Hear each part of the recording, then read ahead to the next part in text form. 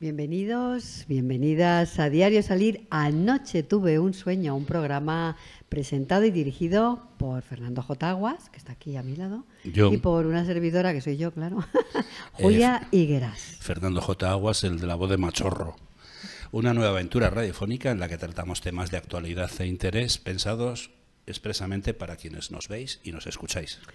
Sí, en Diario Salir anoche tuve un sueño, ya sabéis, porque lo decimos todas las semanas. Es una colaboración de las revistas, como no, Diario Salir y Anoche tuve un sueño, que se emite en radios y televisiones de diferentes lugares de España y también online y, como no, en diferentes plataformas.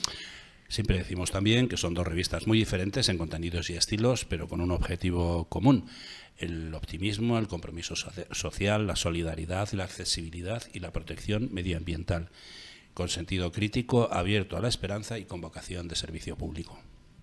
Julia, ¿quiénes nos van a acompañar hoy?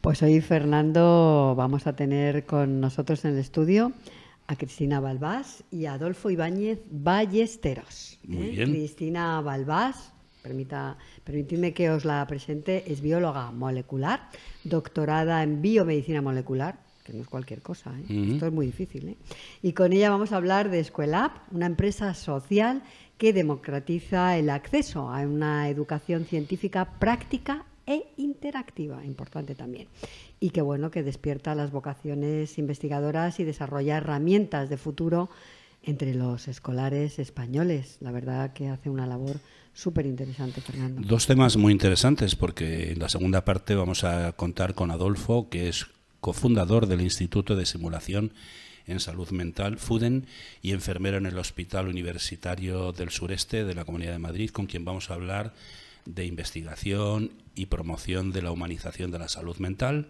adicciones, prevención y tratamiento de la conducta suicida y de la campaña Stop Psicofobia. Pues, dicho esto... Madre mía, ¿no? Sí, no, pero nosotros siempre lo tratamos desde un tema optimista. Es decir, no vamos a...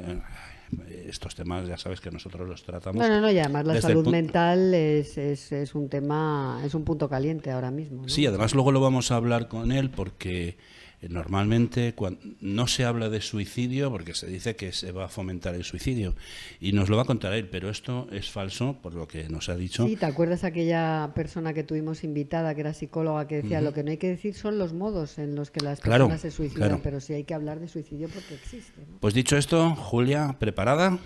Pues yo ya sabes, yo siempre estoy preparada, dispara, o sea, vamos.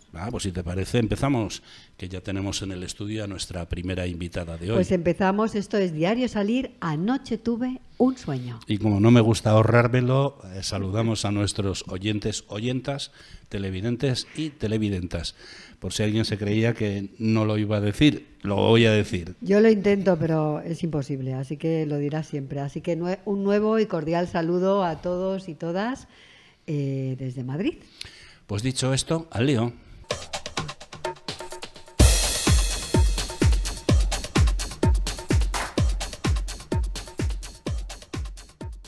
Y vamos a ver por dónde empezamos, Julia.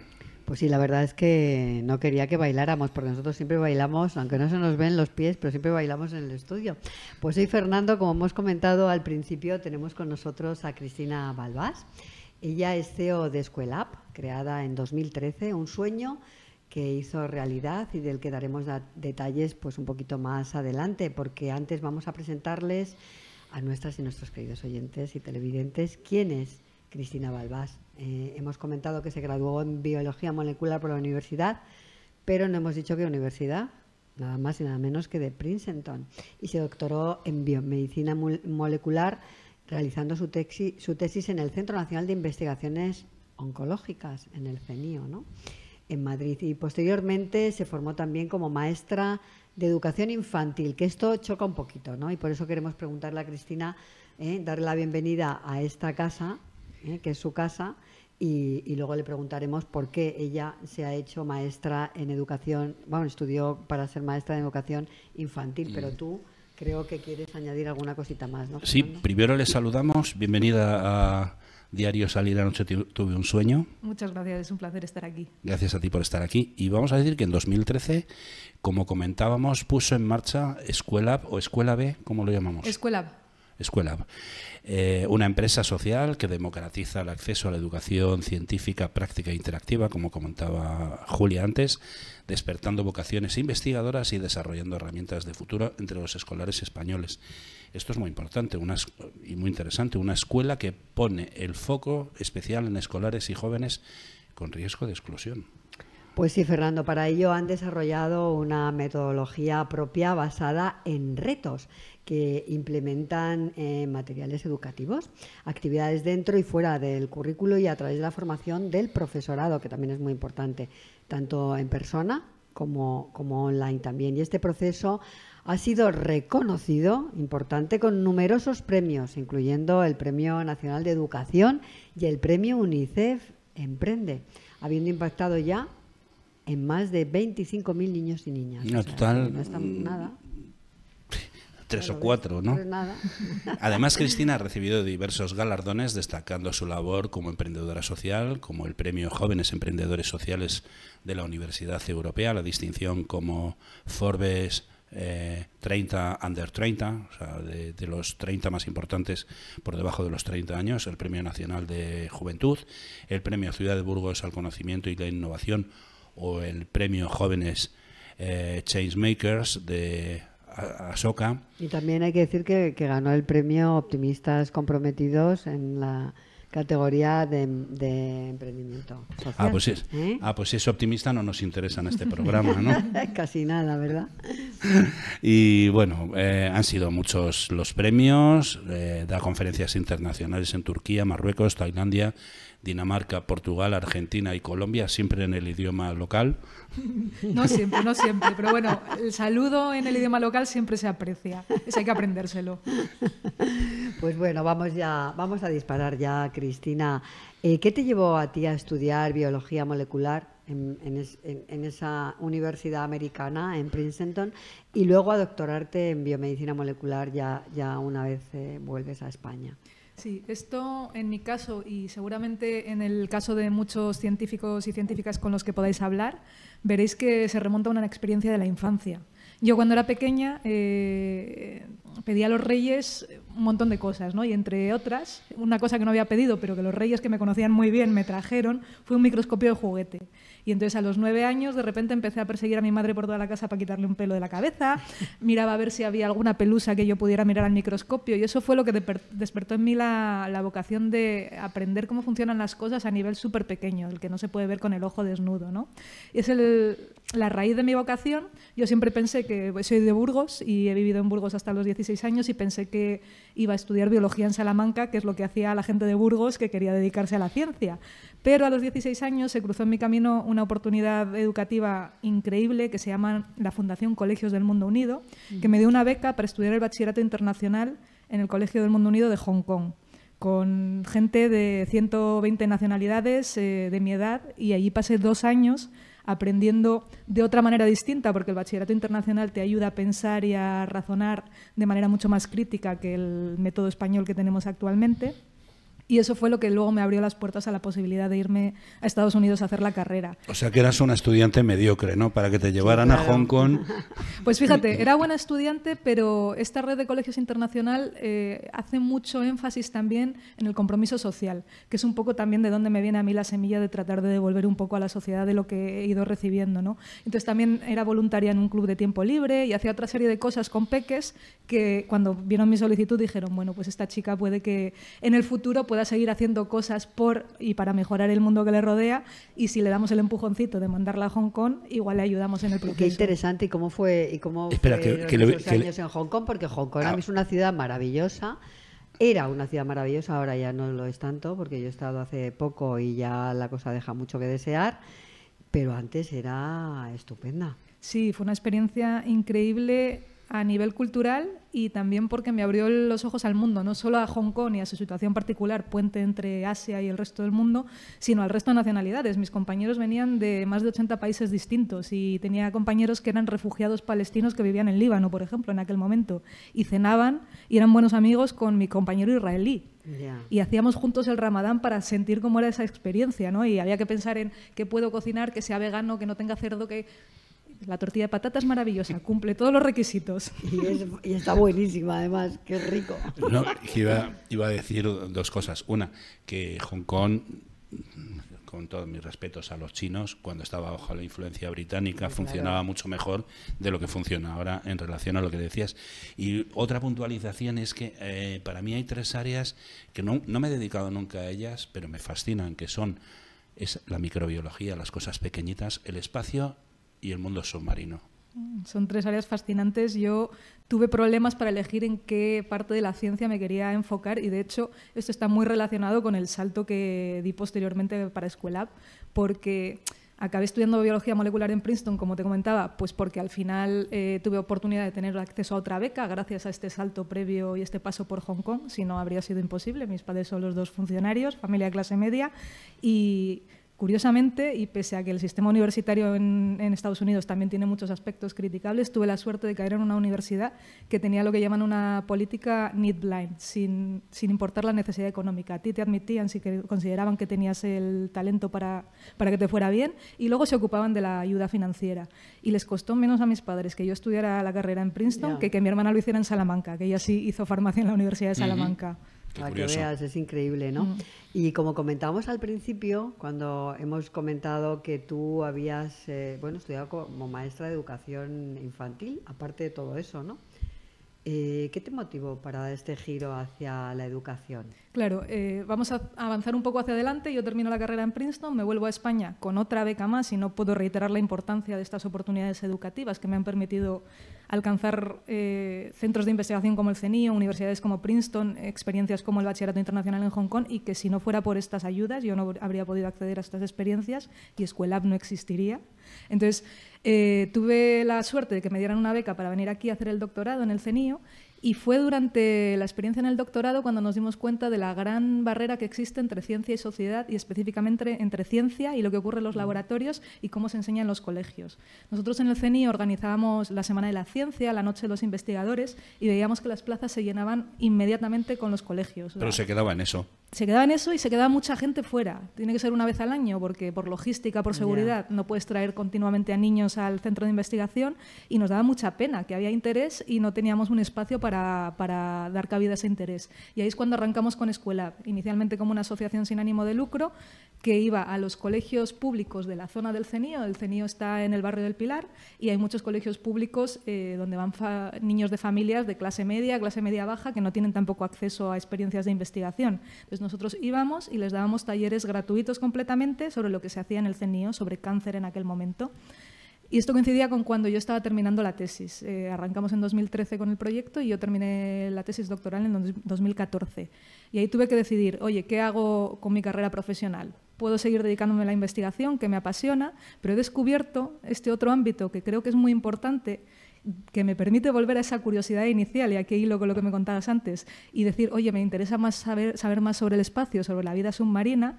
No da tanta profundidad como lo haces cuando estás investigando, pero sí de una manera que te permite aprender constantemente, y opté por esto último. Entonces opté por desarrollar Escuelab y tratar de darle una continuidad para seguir impactando en más niños y niñas, y como parte de este proceso y coincidiendo con la pandemia, que hizo que bajáramos mucho el volumen de actividad, dije, pues mira, me voy a formar formalmente como maestra para integrar los aprendizajes de la carrera en todo lo que hacemos nosotros a nivel metodológico. Ya nos has contado cómo surge la idea de Escuelab, pero ¿cuáles fueron los mayores desafíos al inicio del proyecto? Quizá la financiación, quizá que no sabíais, entrecomillado, cómo enfocar todo este proyecto tan ambicioso que teníais.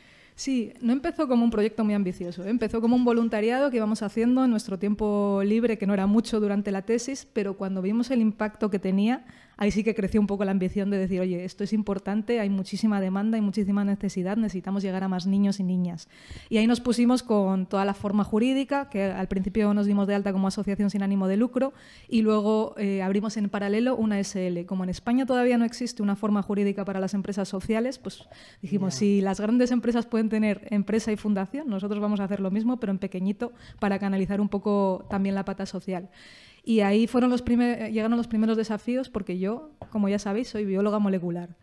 Nunca había hecho una clase de economía en mi vida. La declaración de la renta era muy fácil porque con la beca solo había una fuente de ingresos y el borrador se Entonces, el primer desafío de verdad fue constituirnos y ver qué requisitos legales, fiscales, financieros había que cumplir para hacerlo todo de manera adecuada, ¿no? Y aquí tuvimos la suerte de que en aquel momento empezaba a hablarse del emprendimiento social y en concreto del emprendimiento social juvenil, porque por aquel entonces yo tenía 25 años y todavía cabía dentro de la categoría de jóvenes. Y gracias al apoyo de distintas entidades, destacando Ashoka Jóvenes Changemakers, que lo habéis mencionado, pero también el programa Think Big Jóvenes de Fundación Telefónica y Unlimited Spain. Unlimited. Sí, esas tres iniciativas nos apoyaron en los inicios con Capital Semilla, que nos sirvieron para grabar los primeros vídeos divulgativos, conseguir los primeros materiales para dar los talleres y, sobre todo, con formación y con apoyo de mentorías de expertos, que fue lo que nos ayudó a dar el paso final, a darnos cuenta de que necesitábamos tener un plan de negocio para que aquello no muriera por sí mismo. Eso te iba a comentar, o sea, esto necesita dinero para funcionar. Claro. ¿Cómo os financiáis? ¿Cómo conseguisteis ese dinero para poder arrancar? Sí, pues aquí es clave la figura de Fernando García La Higuera, que es, en aquel momento fue nuestro mentor asignado al proyecto, después se convirtió en socio de la empresa cuando abrimos la SL y ahora es mi marido, o sea que la evolución ha sido... Bueno, esto... Todo queda en casa. Exacto. Sí, pero quiero decir que a mí increíble toda la el vida, viaje ¿no? del emprendedor social me ha traído muchísimas cosas positivas, incluyendo también a nivel personal. Entonces, gracias a él y a la visión que tiene del mundo de la empresa y la gestión estratégica de proyectos y de equipos, hicimos ese clic que nos faltaba inicialmente por falta de experiencia en el ámbito empresarial y por falta de experiencia también laboral incluso, porque yo había sido trabajadora del CENIO como becaria y no había tenido otra experiencia y de repente me lancé a emprender. Entonces constituimos una SL que ahora llevamos en paralelo con la Asociación Sin Ánimo de Lucro y a través de la SL lo que hacemos es vender nuestros productos y servicios a colegios, padres, familias que pueden pagar por estos productos y servicios. Sí, porque para vosotros es muy importante la democratización de la educación científica y que además sea práctica. Sí, eso es. Entonces, nuestra metodología, como ha comentado bien Julia, está basada en la resolución de retos usando materiales cotidianos. No hace falta tener un mini laboratorio montado en el cole, en un aula normal, con materiales que generalmente se pueden comprar en el supermercado. Los niños pueden aprender ciencia y desarrollar esta serie de capacidades que creemos que son súper importantes para el futuro. Lo hacen en clubes de ciencia extraescolares, campamentos urbanos de ciencia, campamentos con pernocta en veranos y tenemos una línea de becas para peques en riesgo de exclusión o por motivos socioeconómicos o porque tienen algún tipo de discapacidad. Las becas las canalizamos a través de la Asociación Sin Ánimo de Lucro y el resto pues, se factura como facturarías la extraescolar de inglés o el campamento multiaventura de los peques. La verdad que es súper interesante. Yo porque no tengo niños en edad de ir a la escuela, si no... yo no tengo niños y por tanto tampoco nietos. Habría sido complicado saltarme un paso. Sí, la verdad que sí. Si te lo hubiese saltado ya me dirías cómo, ¿eh? Oye, yo estoy viendo que tenemos aquí... Sí, ¿Esto señorita. no lo había visto? Tenemos una pantalla y van a poner otra. Otra, o sea, estamos empantallados, nunca mejor dicho, ¿eh? No me había fijado, por eso lo he comentado. Quiero hacerte una pregunta. ¿De dónde salen esos niños en riesgo de exclusión? ¿Cómo conseguís que se enteren, que vayan, que puedan participar? Sí, esto es muy importante. Para nosotros es clave trabajar siempre en colaboración. Somos muy buenos en desarrollar propuestas educativas para trabajar la ciencia y la tecnología de manera práctica, pero no necesariamente en seleccionar al público receptor de estas becas, por ejemplo. Entonces, lo que hacemos es asociarnos con entidades sociales que trabajan en su día a día con estos colectivos y son ellas las que seleccionan a los beneficiarios. Nosotros les decimos, tenemos 8 becas para niños y niñas con discapacidad patrocinadas por Fundación 11. Y entonces ellos nos dicen, mira, yo creo que fulanito, menganito cumplirían las condiciones. Repasamos los perfiles con Fundación 11 y se asignan las becas, pero hay una preselección previa por estas entidades que realmente conocen al público al que van dirigidas las becas.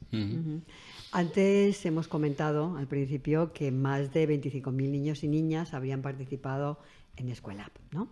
¿Tú podrías compartir alguna historia o alguna experiencia de Escuela que te haya marcado especialmente o hasta dónde ha llegado alguno de esos niños que seguramente no contaban para la sociedad cuando empezaron con vosotros en Escuela? Hay muchas.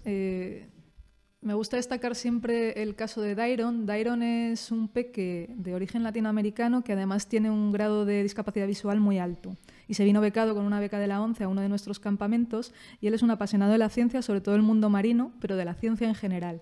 Y claro, nosotros una de las actividades que tenemos previstas en los campamentos de pernocta es una noche de estrellas, donde les hablamos de las constelaciones, les explicamos cómo interpretar la estrella polar que nos puede llevar hacia el norte si alguna vez nos desorientamos. Y claro, siempre adaptamos las actividades a las discapacidades de los niños que participan. Y en el caso de Dairon, lo que conseguimos fue que con unos prismáticos y un láser muy potente que parece que está señalando las estrellas, por primera vez en su vida pudiera ver las estrellas con el poco resto visual que le quedaba. Wow. Esa experiencia todavía me pone la piel de gallina. Qué bonito, qué bien, la verdad, ¿eh? Como Sí. la verdad, hacer felices a través de la ciencia a los Fíjate, a los no sé niños si y a las será niñas, ¿no? viable, pero yo conozco una gente que en verano en la Sierra de Madrid ponen unos telescopios y organizan unas jornadas para ver el espacio. A lo mejor podríais llegar a un acuerdo de colaboración para que estos niños que están aprendiendo, y sobre todo los que están en peligro de exclusión, puedan ir a ver esas estrellas a través de los telescopios. Sería una actividad. Sería fantástico, sí. Pues te voy a poner en contacto con ellos. Luego hablamos. Pues Luego hablamos. luego hablamos. Pues seguimos, ¿no? ¿Sigo yo o quieres tú comentar alguna cosa? Sigue tú, yo ya no quiero saber sigo, nada tú ya más no de... quieres saber de mí, ¿no? Bueno, habéis, Cristina, recibido importantes premios, como hemos comentado al principio, ¿no? ¿Qué os han aportado estos reconocimientos, tanto a ti como a Escuela? Son súper importantes, sobre todo cuando estás en la fase de proyecto emergente y no tienes presupuesto para darte a conocer, para dar visibilidad. Nosotros nos han llegado a conocer y hemos establecido colaboraciones con un montón de proyectos muy chulos y que han multiplicado nuestro impacto gracias, entre otras cosas, a estos premios, a estos reconocimientos, a la visibilidad que nos han dado y las puertas que nos han abierto. Entonces, esa es la parte para nosotros más importante. Y luego, cuando estábamos arrancando y tampoco teníamos una trayectoria, también el que te avale, por ejemplo, el Ministerio de Educación, que el Premio Nacional de Educación nos lo dieron bastante al principio, ayuda a abrir puertas. Los colegios se fían más y entienden mejor el valor añadido cuando tienes por detrás una entidad tan grande que te respalda. Entonces, igual que nos pasó con el Premio Optimistas Comprometidos, para nosotros siempre es un gran honor. Y reiteramos nuestro agradecimiento a todas las entidades que piensan que compartir nuestro trabajo merece la pena, porque de verdad ayuda. Claro, bueno, es que hay que reconocer, ¿no? Y hay que dar visibilidad a todos los proyectos que realmente merecen la pena y que cambian las cosas y aportan valor, ¿no? Es interesantísimo lo que nos está contando Cristina, pero es que nos estamos quedando sin tiempo. Voy a decir que nos quedan 3 minutillos, apurando un poco 4, pero bueno. ¿Cómo ves el futuro de la educación científica en España y qué papel... ¿Perdona? No, que ha pasado casi media hora, perdón. Sí, es que esto va rapidísimo. Te decía que ¿cómo ves el futuro de la educación científica en España y qué papel queréis que juegue Escuela B en todo ello? Escuela, perdón. Sí, no te preocupes, elegimos ese nombre y siempre hemos dudado porque muy pronunciable no es, pero al final nos hemos quedado con él porque a una escuela y laboratorio que para nosotros es clave. Siempre desde el inicio hemos pensado que la educación científica es clave, porque cualquier ciudadano informado que al final va a votar acerca de decisiones que también tienen que ver con la ciencia, y el espíritu crítico es importante y hay que enseñarlo desde pequeños. Entonces, hemos dado muchos pasos para mejorar esto y, de hecho, tenemos 3 proyectos que son bastante nuevos en nuestro haber, que van empujando a que sigamos influyendo en la educación científica en España y fuera de España. El primero es la plataforma Escuela, que es una plataforma online de formación y recursos para el profesorado que nació a raíz de la pandemia y que ahora ya nos está permitiendo enseñar y compartir nuestra metodología con profesores de primaria, que muchas veces no tienen formación específica en ciencias, para que ellos puedan hacer experimentos dentro del currículo, siguiendo el currículo nacional, no solo en España, sino también en Latinoamérica. Estamos ya en Colombia, Argentina, Paraguay, Uruguay, Chile, Perú y arrancando en Ecuador. Entonces, esto para nosotros es súper importante en este afán de democratizar el acceso a una educación científica práctica interactiva de calidad a un coste asequible. Y luego, desde este año, Impartimos también actividades de robótica y programación educativa usando el método Rockbotic, gracias a una alianza con Rockbotic, la creadora de este método, porque complementa muy bien lo que hacemos. Nosotros ponemos la C de ciencia en CETIM o la S de ciencia en STEAM, si lo decimos en inglés, pero el resto de materias también son muy importantes y ellos han desarrollado una metodología maravillosa. Te voy a poner en un compromiso porque, claro, vosotros hacéis mucho por la investigación. Pero ¿por qué está tan maltratada la investigación en España que se tienen que ir fuera del país los investigadores? Yo creo que hay un problema de base de salidas profesionales. Tradicionalmente la universidad ha sido una de las opciones, pero a la gente que se forma fuera y luego vuelve le cuesta entrar. Y también hay un problema de base de financiación. No podemos depender exclusivamente de financiación pública. Yo creo que cada vez nos estamos dando más cuenta de esto y hay más iniciativas como la Fundación CRIS contra el cáncer, que es maravillosa, por ejemplo, de la cual somos socios, sí, yo también, sí. Que busca financiación privada para este tipo de cosas y el mezclar lo privado y lo público a veces es una buena idea porque se gestiona mejor los fondos. Y quizá hacer una buena ley del mecenazgo, ¿no? Para que la gente pueda invertir sabiendo que de alguna forma le va a venir bien, me refiero a las empresas, ¿no? Sin duda. Julia, un pues minuto. Nada, yo solo quiero preguntarle a Cristina, bueno, pedirle que nos dé un mensaje, que el mensaje que te gustaría comunicar a los oyentes, especialmente a los jóvenes o a sus familias. Pues yo les diría que a la hora de pensar en qué se quieren dedicar, sigan su pasión de verdad, porque ya ven que mi trayectoria es un ejemplo de esto. No hay una trayectoria laboral lineal y, sin embargo, todo lo que he aprendido de ciencia me está sirviendo para sacar este proyecto adelante y lo hago con una pasión que al final invertimos muchas horas en el día a día en trabajar, que menos que hacerlo por algo que nos importa, que nos preocupa, que puede aportar. Y esto sale desde la pasión. Estudies lo que estudies, te acabes dedicando a lo que te acabes dedicando. Conectar siempre con esa pasión nos ayuda a ser comprometidos en nuestro día a día. No sé quién decía que nada importante puede hacerse sin pasión. Así que evidentemente eso es La así. próxima vez a ver si traemos a alguien que haya estudiado y que tenga ambiciones. ¿Verdad que sí? Pues nada, tenemos que irnos a publicidad. Pues así sí, que, gracias, Cristina muchísimas Balbás. gracias. Un verdadero placer.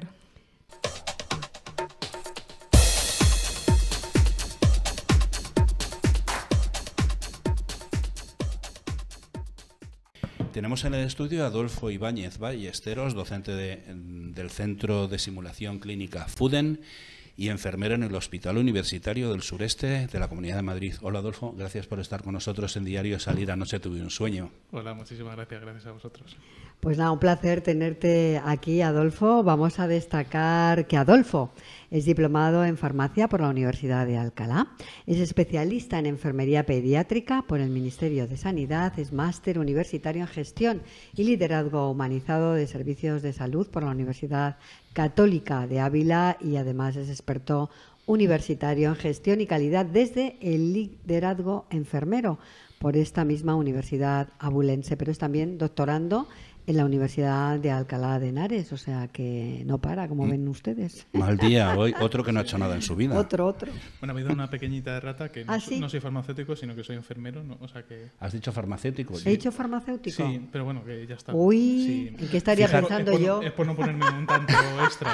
Fíjate que ¿En estaba qué mirando en una qué cosa ¿En y qué estaría ni me he pensando enterado. yo que te he dicho farmacéutico? Bueno, Tú ya está, fíjate. sin más, por no Bueno, engañar a la audiencia. pues nada, no, Vale. por favor. Pues No este es farmacéutico, Es no, farmacéutico, ¿no?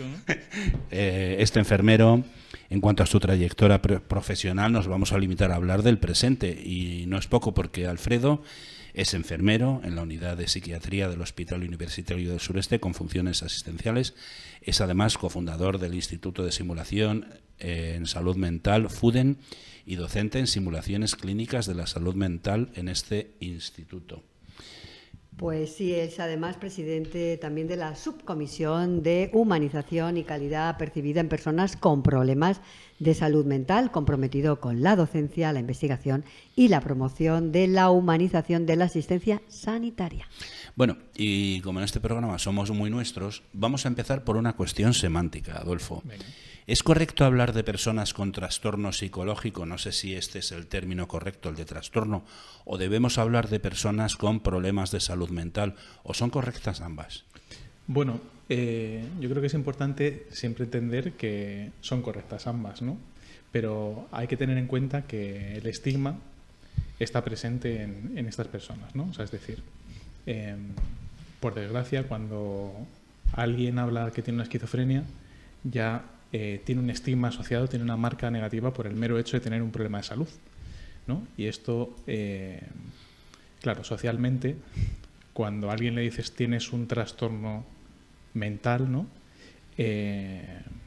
Le ocasiona malestar, ¿no? Entonces, las personas a las que atiendo les gusta que se hable de problemas de salud mental. Pues, ¿qué es FUDEN, Instituto de Simulación en Salud Mental, de que eres cofundador? Bueno, realmente yo creo que haya habido un pequeño lío. Es que hago tantas cosas, yo creo que al final... Sí, porque... Claro, no pasa nada. Y ella, claro, le he Sí. puesto además otro plus, que es farmacéutico, pues ya, el pobre va a salir de aquí Es verdad. fatal. Esto me pasa siempre porque es verdad que estoy metido en muchos proyectos, ¿no? FUDEN es la Fundación de Enfermería en Desarrollo. Bueno, no soy fundador de esto en absoluto. Esto es una fundación que existe de hace ya mucho tiempo, en donde yo colaboro como docente, ¿no? Espera un momentito. Oye, por favor, despedir al redactor. Ah, sí, el que ha hecho el guión. Sí, por favor. Y bueno, en serio, es que es difícil de entender, ¿eh? O sea, que es que hay mucha información. Bueno, pero para eso estás aquí, para Claro, aclarárnoslo. guay, estupendo.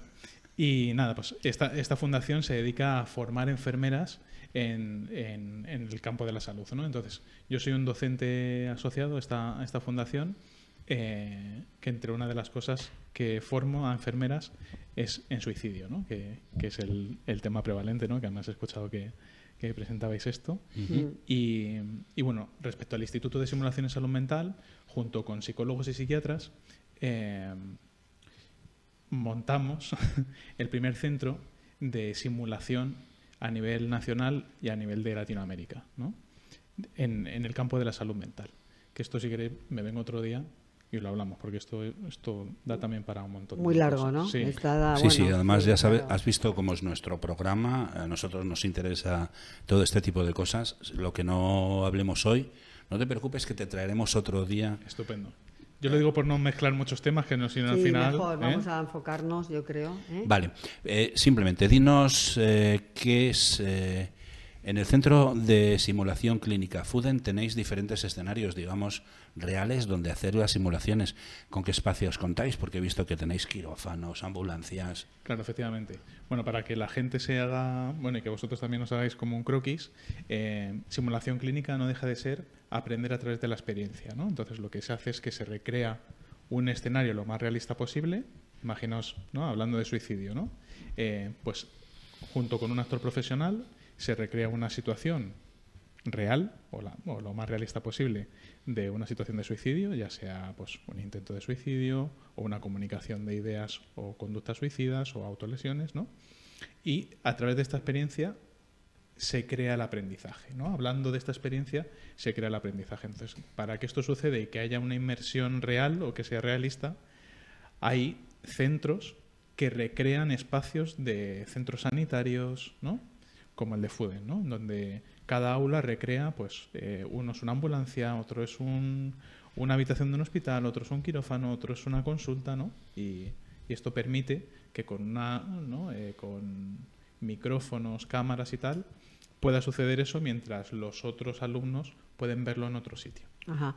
Y esto además es una experiencia que ofrecéis al alumno para que, bueno, que pueda experimentar sin poner en riesgo, ¿no?, la seguridad del paciente, incluso Exacto. equivocarse sin Exacto. miedo, ¿no?, y corregir esos errores, porque prueba-error, la vida es eso, ¿no? Sí, esto es lo más importante, ¿no? La simulación clínica, por ejemplo, en el norte de Europa y en el norte de América es algo habitual, porque antes de tú trabajar con una persona deberías de pasar por un aprendizaje con un muñeco.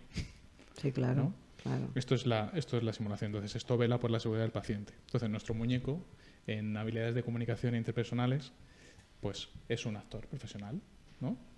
Qué bien, la verdad, mucho mejor, carne y hueso, ¿no?, Exacto. que un muñeco. Oye, estas simulaciones clínicas que haces tú en el campo de la salud mental, ¿en qué consiste? Bueno, nos has apuntado que tenéis un actor, pero ¿cómo lo enfocas? Bueno, pues realmente hay una metodología en simulación que tiene unos estándares internacionales y nosotros seguimos estos estándares, ¿no? Y el tema puede ser cualquiera. Nosotros nos hemos especializado en temas de salud mental, como bien hablamos de suicidio, como bien hablamos de qué hacer si una persona tiene un delirio, qué hacer si una persona tiene una agitación o hay que hacer una atención en una crisis psicológica, ¿no? Porque fijaos, históricamente a todo el mundo se le forma en reanimación cardiopulmonar, pero se forma poco en qué hacer ante una crisis psicológica. Sí, claro, porque por ejemplo, ¿no? y que es súper importante, igualmente. Claro. Entonces, por ejemplo, desde el Instituto de Simulación de Salud Mental, una de las cosas que hacemos es esta formación en primeros auxilios psicológicos. Creemos que es muy necesario, ¿no? O sea, es decir, a Fernando le da una crisis de ansiedad y no sabemos qué... Bueno, yo prefiero no decir lo que haría, pero... En cambio, ¿no? Si tiene un problema médico, más o menos, ¿no? ¿Has escuchado alguna información que otra? Igual estoy metiéndome en No, mis once varas. como verás, nosotros, aunque tratemos temas serios, nos gusta que siempre haya un el sentido del resquicio humor es súper Me importante. al buen humor Me desenfadado. encanta. Y yo sé que lo que haría Julia sería coger el bolso y marcharse. Mira, es que si está partiendo de risa porque ha Todo acertado, me ¿no? conoce, Sí, no voy a parte. decir los años porque son demasiados. Pero bueno, que es súper interesante, la verdad, ¿no? Hemos dicho que eres presidente de una asociación sin ánimo de lucro que lucha contra el estigma asociado a las personas con problemas de salud mental, que esto es una realidad. Sí. O sea, porque como tú bien decías, es un problema en el corazón, te duele la cabeza, tienes catarro como yo, que estoy un poco acatarrada hoy, te da una pastillita, tienes un problema de ansiedad, tienes un problema, yo qué sé, de angustia vital, porque también puede pasar, ¿no? Si has perdido una persona querida y estás pasando por un tránsito de duelo, ¿no? Por ejemplo. Eso no sé, la sociedad no está preparada para dar, ¿no?, ese apoyo. Pero yo añado, y ¿No? un poco en relación a lo que estabas comentando, ¿y los profesionales lo están? No. O sea, es decir, yo desde que estudié la carrera ya hace 20 años, no se nos forman en habilidades de comunicación interpersonales, ¿no? Y esto formaría aparte. Otra de las cosas que hago, como bien decís, ¿no?, es junto con personas que tienen problemas de salud mental, creamos una asociación que se llama Stop Psicofobia. De eso te íbamos a preguntar, así que Guay, sí. adelante con ello. O sea, que es que va al hilo de esto del estigma, ¿no? Entendiendo psicofobia como un término homólogo a homofobia o a racismo o a xenofobia, ¿no? En el que nosotros pensamos, decimos y hacemos cosas que generan estigma, ¿no? Y esto es importante que lo tengamos en cuenta porque las personas que tienen una enfermedad mental, ¿no?, tienen dos problemas: la enfermedad y el señalamiento, ¿no?, claro. el estigma de la sociedad. Pero hay una cosa muy curiosa, y es que os apoyan numerosas celebridades, entre otros Rosalén, Antonio Resines, y hay dos que me parece muy interesante, que son Ángel Martín y Javier Martín, dos caras conocidas que no han tenido ningún reparo en hablar públicamente de los problemas de salud mental que ambos tienen, ¿no? Ángel Martín, que ha escrito un libro, ¿no? Es bueno Y- que esto y- se y haga que- público, y que ¿no? Y que tuvo- lo afronten de forma natural. Y Julia, ¿decías lo del libro? No, de Ángel Martín, que yo le conozco y que realmente cómo afrontó él y cómo ha ayudado a muchísima gente, porque tuvo él una crisis, yo creo que psicótica, no sé Sí, sí, ¿verdad? Y además muy fuerte, estuvo muy mal. Sí, con delirios, Sí. etcétera. La historia está en que esto es el reflejo de que todavía existe estigma, ¿no? Porque si la gente, o sea, es decir, si Ángel Martín tuviese diabetes y lo dijera, no sería tan llamativo, Claro. ¿no? Y esto es un poco a lo que vamos, ¿no? Si yo tengo diabetes, pues la gente me dice, ¿y qué haces? Pues me pongo insulina, tal, no sé qué, y no hay estereotipos, ¿no? En cambio, si yo digo Tengo esquizofrenia. tengo esquizofrenia, que por cierto lo tiene el 1% de la población, ¿no? Pero no siempre se manifiesta, ¿o sí? O sea, siempre hay síntomas. Lo que pasa es que el 70% de las personas que conviven con ese problema de salud llevan una vida normal. Entonces no se ve por fuera. Lo que pasa es que nosotros tenemos en la mente pues las cosas de las pelis. Sí, claro, Las cosas de los medios. las 7 personalidades y cosas así, ¿no? Cuando la esquizofrenia también, pues no hace falta tener, ¿sabes? O sea, yo creo, vamos, que Sí. tampoco... Y que los medios de comunicación todavía pues siguen tratando estos temas a veces de forma inadecuada, ¿no? Ahora que sabéis que está muy de moda lo del clickbait, pues claro, seguiréis escuchando frases como paciente esquizofrénico apuñala no sé quién en la plaza, pero no escucharéis paciente con diabetes o paciente con cáncer apuñala en la plaza. Efectivamente. Perdona que me ría, pero es que es muy llamativo, porque luego hablaremos de medios de comunicación y del tratamiento que hacen, por ejemplo, del suicidio, que es algo que bueno... Lo vamos a adelantar, sí, vamos a hablar. Los medios de comunicación durante muchos años se decía, no vamos a hablar del suicidio porque es que invita al suicidio. Sí, pero no hablar del suicidio invita también al suicidio, ¿no? Sí. Incluso más, Sí. porque no le das soluciones. Claro. Esto es una de las cosas que nos encontramos frecuentemente en las formaciones, por ejemplo, ¿no? Nosotros, como enfermeras, somos pieza clave en la prevención del suicidio. Bueno, no sé si lo sabéis, pero mueren por suicidio 4.000 personas al año en España. Y mucha gente joven, además. Ahora, además, se ha multiplicado en gente joven, ¿no? Y claro, no hay formación suficiente, o sea, ni tan siquiera profesionales de la salud saben muy bien cómo manejar esto, ¿no?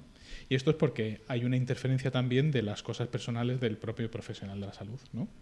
Y entonces, cuando nosotros enseñamos a una enfermera a cómo se criba el suicidio, o sea, la ideación y la conducta suicida, la pregunta que tú tienes que hacer es, oye, ¿has pensado en... ¿Tienes ideas de suicidarte? ¿Has hecho alguna cosa para intentar suicidarte? Esta pregunta no le sale al 60% de las enfermeras en la formación. ¿Pero porque la excluyen deliberadamente o les cuesta afrontarla o porque, claro... Porque al no tener formación no saben qué tienen que hacer después. Claro, No ese saben miedo qué hacer, a no saber cómo... Claro, no saben qué hacer con el después, ¿no? En cambio, si tiene dolor, rápidamente le preguntaremos, si yo quiero saber si tiene dolor, ¿tiene usted dolor? Sí. ¿Y dónde lo tiene? ¿Y de qué intensidad tiene? ¿No? Pero fíjate, eso pasa, por ejemplo, con los invidentes, que no sabe, bueno, yo es que trabajé en la ONCE, pero no se sabe cómo tratar a un invidente, cómo decirle, oye, que hay un escalón, parece que nos da corte decirle que hay un escalón, si es que él necesita que le digas que hay un escalón, ¿no? El brazo, digamos que es un poco esto, ¿no? Saber qué puedes y qué debes decirle a un presunto o a un posible suicida, ¿no? Sí. Claro. A mí me gustaría volver, ¿no?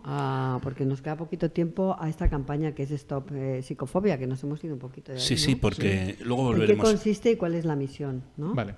La misión es, en primer lugar, difundir el término, ¿no? Porque difundiendo ese término, si consiguiéramos que se difundiera igual que el término homofobia, ¿no?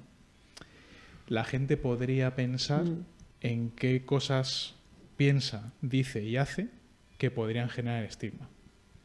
Y es, pensamos, la única forma de poder cambiarlo. Claro, porque el lenguaje es súper importante. El lenguaje que se utiliza en la vida, ¿no?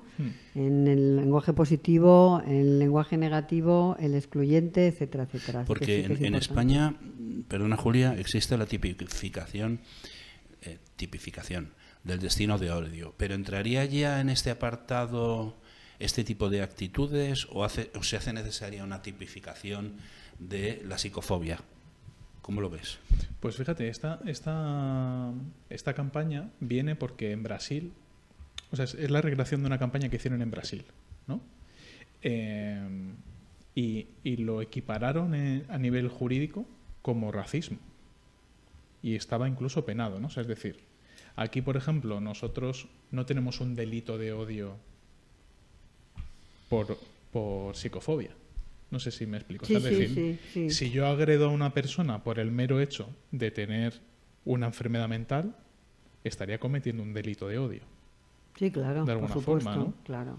Y esto pasa más frecuente de lo que pensamos. Sí, porque es cierto, porque a veces ves una persona que habla sola o grita o está en la calle, ¿no? Muchas personas que viven en la calle y los miras y no les facilitas ninguna ayuda, pasas directamente.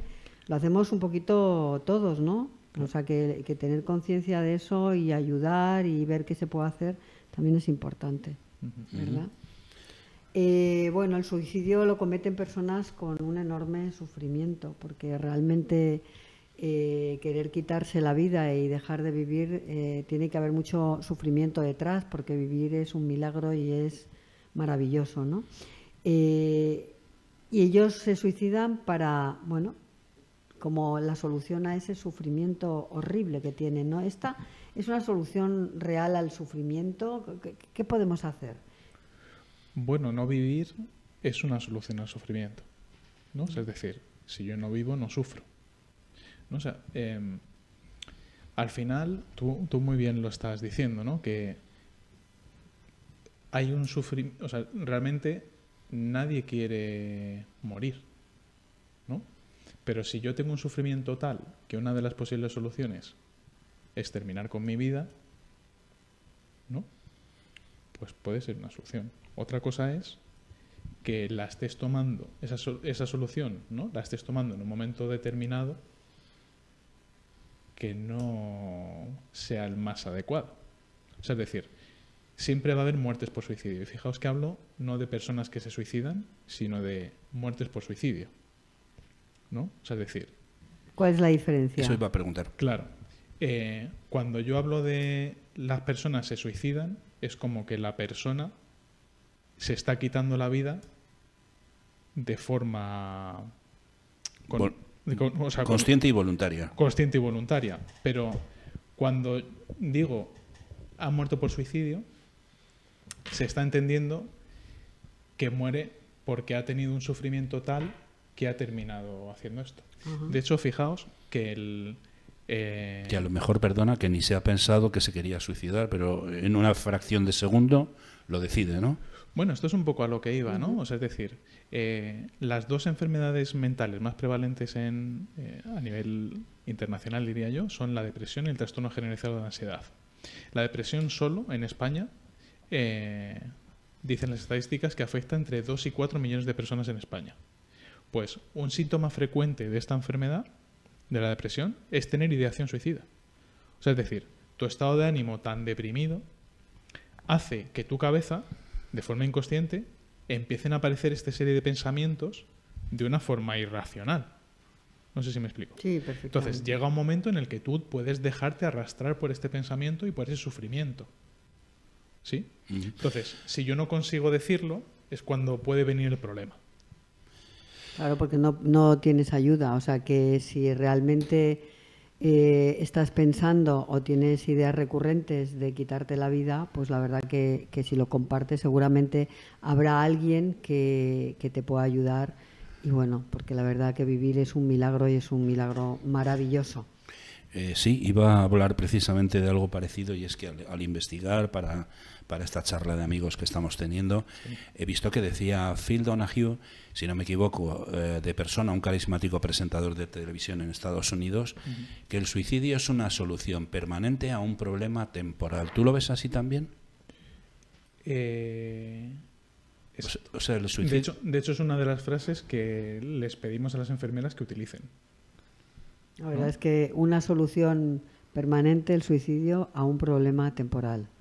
Eso es importantísimo. Es un problema temporal que si buscas ayuda, la vas a obtener y vas a conseguir superarlo. Fíjate, has dicho una cosa interesante que te voy a transmitir a ti.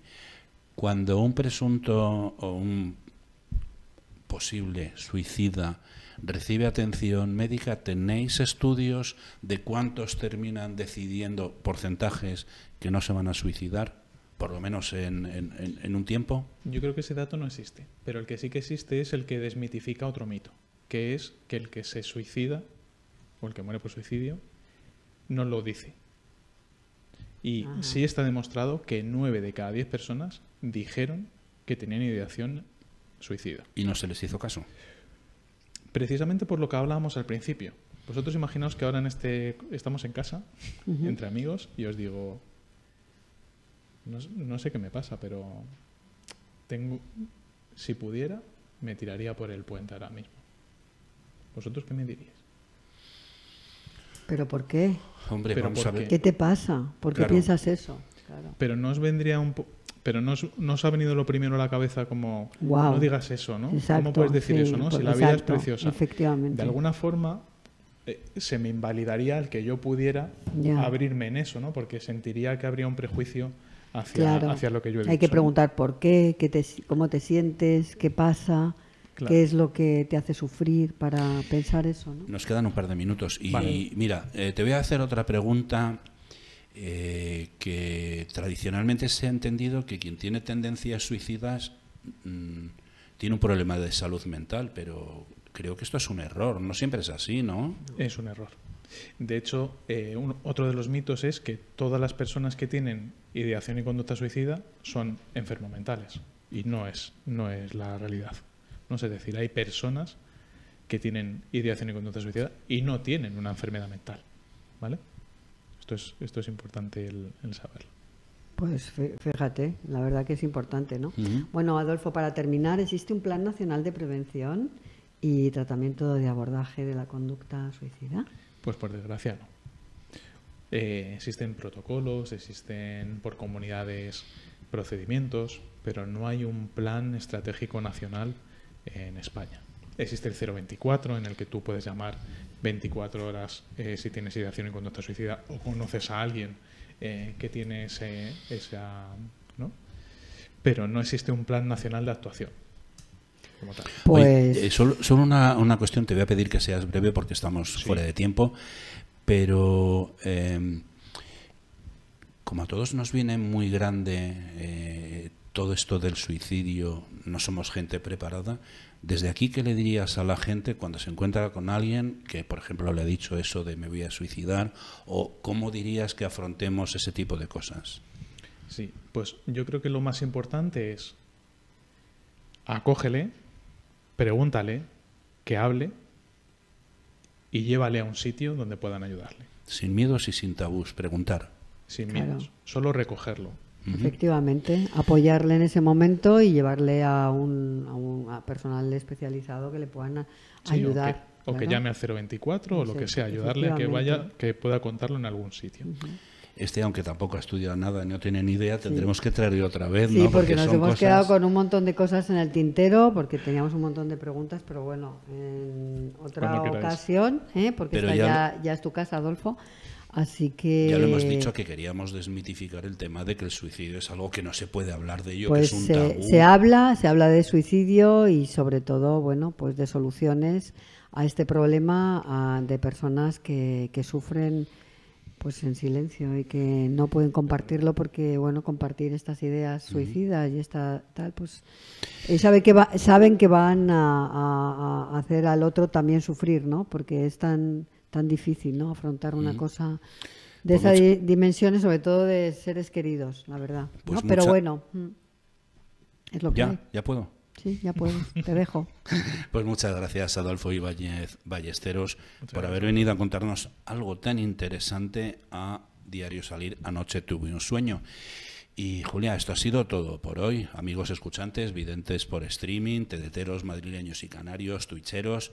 Se nos ha acabado el tiempo. Esto es radio y televisión y hay que cumplir horarios. Pues sí, aunque me encanta, me encanta más un tema como el suicidio más que a un tonto un lápiz. Pero bueno, que siempre se nos hace muy corto, pero volvemos, pues como siempre, la semana que viene, con más ganas y con muchas más preguntas. Recuérdanos quienes han compartido hoy su tiempo con nosotros. Pues hoy, Fernando, nos han acompañado Cristina Balbás, fundadora y CEO de Escuelap, y Adolfo Ibáñez Ballesteros, cofundador de FUDEN y enfermero en el Hospital Universitario del Sureste. Pues a los dos, muchas gracias.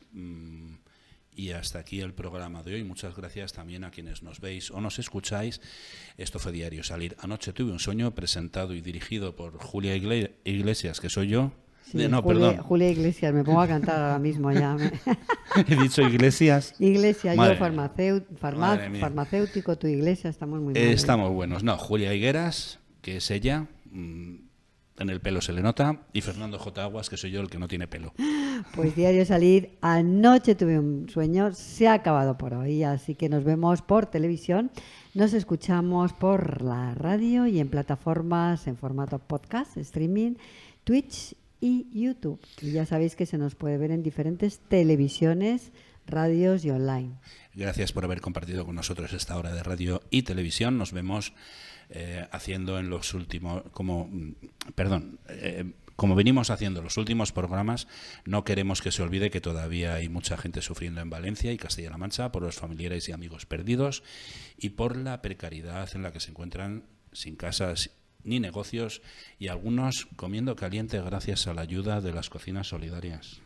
La verdad es que el 29 de octubre no se nos va a olvidar, ya hace más de un mes y la verdad que la situación está siendo sigue siendo dramática. Así que, bueno, nuestro más sincero abrazo a los valencianos y castellano-manchegos que están sufriendo y también andaluces, las consecuencias de lo que fue Sadana, y os pedimos que no os olvidéis vosotros de ellos, que todavía necesitan mucha ayuda y todavía hay muchísimas formas de colaborar, ya sea con dinero, con productos de alimentación o no perecederos, agua, productos de limpieza, en fin, maquinaria, muchísimas cosas que necesitan.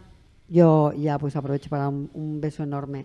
Pero no son los únicos. Pilar Mateo, que está en Paiporta, que perdió su laboratorio y bueno. En fin. Iba a decir que no son los únicos que sufren, tampoco queremos olvidarnos de Ucrania, que lleva ya más de 1000 días bajo la ocupación rusa, ni de Gaza y el Líbano, sometidos a bombardeos continuos de las tropas israelíes, incluso a pesar del alto el fuego que no se está cumpliendo. La verdad que es tremendo lo de Netanyahu, pero bueno, esto da para 10 programas enteros, así que...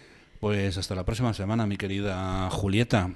Pues nada, Fernando, hasta la próxima semana, queridos oyentes televidentes. Sean buenos, pásenselo muy bien y a disfrutar de la vida. Y como siempre me gusta decir, mismo día, mismo sitio, misma hora. Saludos cordiales.